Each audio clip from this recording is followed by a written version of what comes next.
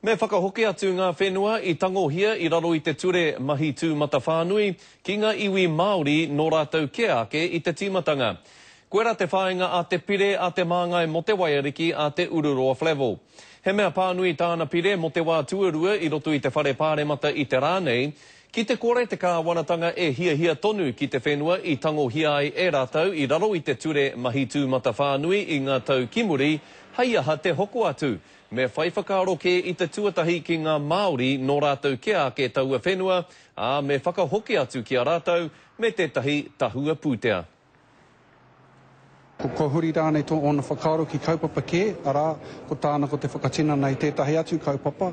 arā, pēnei te taunga wakarererangi, a ka tai atu me ki ka huri te whakaaro ki te whakatau ko tētahi papa tākoro, a ko tā mātou ki nei kare tērā I te tika, me whakahoki tērā whenua, ko tangohia e te krauna, ki te hunga nō rātou tērā whenua, kora I te pūtake o tērā pire. Nā hakoa te iti o te whakapono o te Ururoa Flevo ka angi tū tāna pire, e kore e mutu tāna whawhai kia hoki atu te whenua nei ki ngā Māori nō rātou ake.